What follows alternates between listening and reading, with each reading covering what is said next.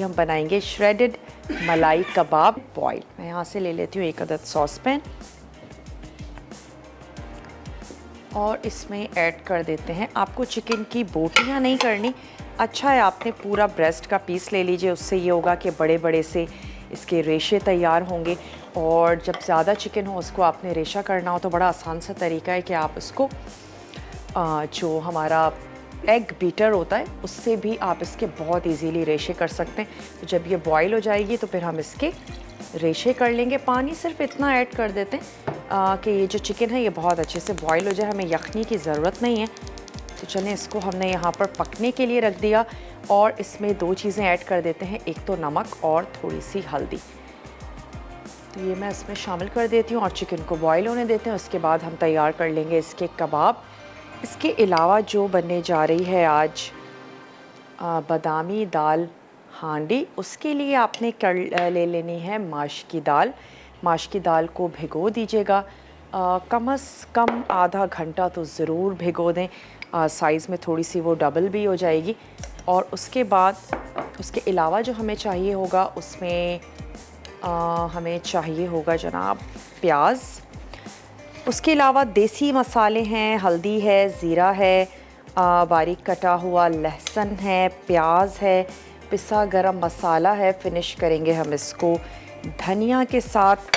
Oil हमें चाहिए होगा हस्बे ज़रूरत और हम इसको बादामों के साथ फिनिश करेंगे। तो यहाँ से मैं ले लेती हूँ प्याज और डबल रोटी, ये 2 चीज़ें इसमें शामिल कर देते हैं और साथ ही हरा मसाला। चलिए, ये हमने ले लिया। कुटी हुई लाल मिर्च भी मैं इसमें मिक्स कर लेती हूँ। बाकी अंडा और उसका बैटर तो हम तैयार करेंगे, बनाएंगे। और अगर आप बारीक चॉप करना चाहते हैं आप बारीक चॉप कर लीजिए, आपकी मर्ज़ी है। तो चलें, सबसे पहले तो इसमें शामिल कर देते हैं भीगी हुई ब्रेड, इसमें ऐड कर दीजिए। और थोड़ा सा मैं प्याज को छोटे टुकड़ों में काट लेते हैं। ये इसमें शामिल कर देंगे। और प्याज से भी ये होता है कबाब जो है वो बहुत अच्छे से सॉफ्ट से तैयार होते हैं। आज के जो कबाब हैं बहुत ही नरम से हैं। अच्छा, साथ ही हम इसमें ऐड कर देंगे पुदीना। चंद पत्ते हम पुदीने के शामिल कर देते हैं और हम ऐड कर देंगे इसमें धनिया और उसकी बारीक डंडियाँ भी शामिल कर दीजिए। कुटी हुई लाल मिर्च और उसको कर लेते हैं अच्छा सा मिक्स।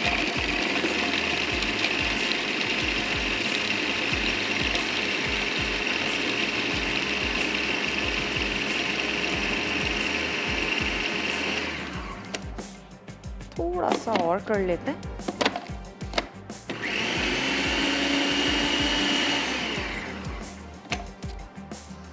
चलें जी, डबल रोटी और प्याज तमाम चीज़ें बहुत अच्छे से चॉप हो गई हैं। तो अब ये वाला जो हमारा मिक्सचर है इसको मैं ऐड कर देती हूँ चिकन में।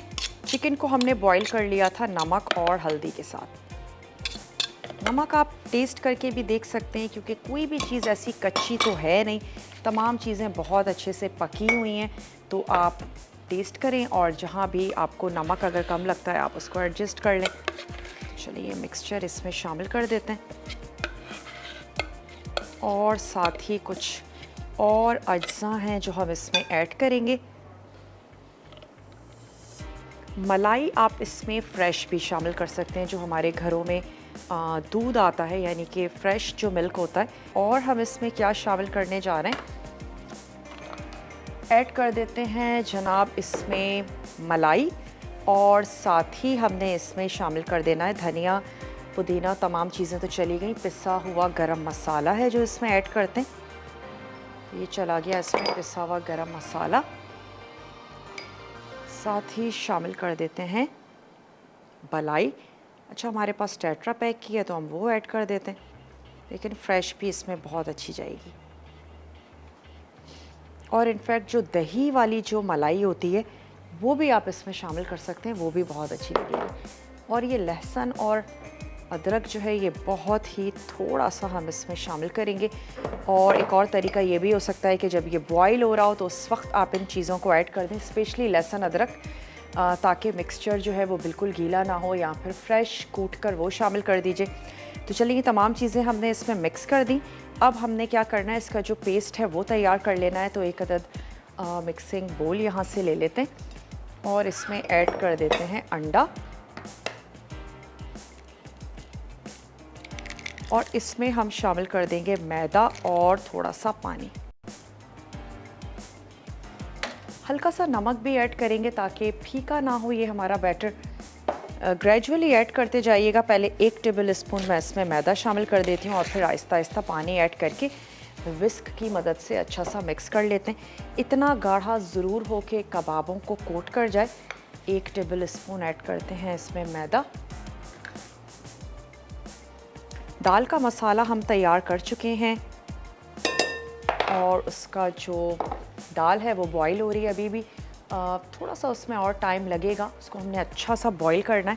तो चलें यहाँ से विस्क ले लेते हैं और मैं पानी ले लेती हूँ। थोड़ा सा 1 से 2 टेबल स्पून पानी ऐड करते हैं, मिक्स करते हैं, और जब कंसिस्टेंसी हमारी मर्ज़ी के मुताबिक हो जाएगी तो हम वहीं पर ही इसको स्टॉप कर देंगे।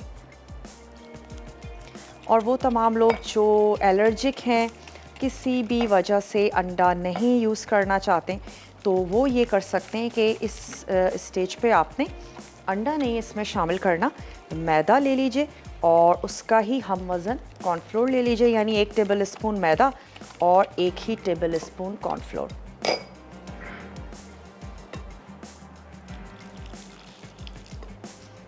थोड़ा सा पानी और 1 टेबल स्पून मैं और ऐड करने जा रही हूँ इसमें मैदा। इससे ये भी होगा, इसकी आउटर लेयर बड़ी क्रिस्पी सी ज़बरदस्त सी हो जाएगी। तो हम ये तैयार करके रख लेते हैं ताकि हम कबाबों को शेप देते जाएं और फिर इस मिक्सचर में हमने डिप करते जाना है और फ्राई करते जाना है। तो अब जो इसकी कंसिस्टेंसी है ये बिल्कुल ठीक है कि बहुत ज़्यादा भी कोट नहीं करेगा कि बहुत ही मोटा मोटा सा बैटर लग जाए। लाइट सा कोटिंग होगी और हमारे कबाब क्रिस्पी हो जाएंगे। इसको रखते हैं यहाँ। एक अदद प्लेटर ले लेते हैं और कबाब बनाते जाते हैं।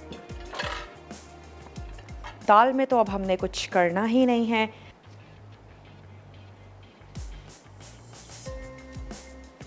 ग्लव्स निकाल लेते हैं। जब भी आप चूल्हे पे काम कर रहे हों ग्लव्स मत यूज़ करें, उससे आपका हाथ और मज़ीद जल सकता है। तो चलें एक अदद ऐसा करते हैं कि बड़ा सा टेबल स्पून ले लेते हैं, वो भी सही रहेगा।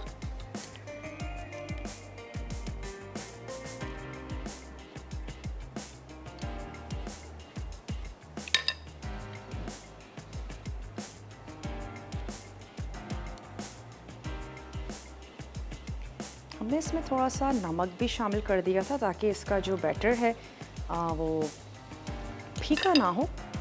थोड़ा सा नमक ऐड कर दें और अगर लाल मिर्च शामिल करना चाहते हैं तो लाल मिर्च थोड़ी सी ऐड कर दें।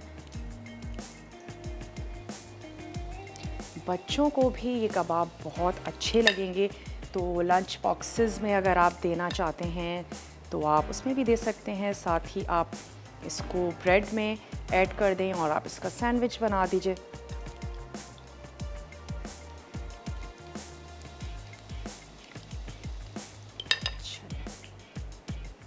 कलर जैसे ही आता जाएगा तो मैं इसको टर्न कर दूंगी।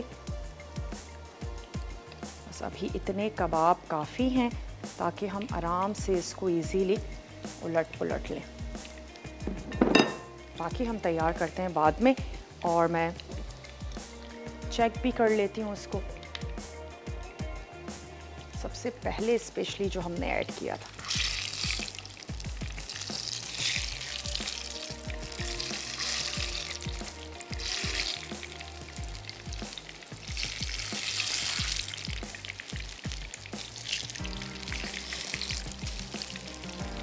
आंच को थोड़ा सा स्लो कर देते हैं।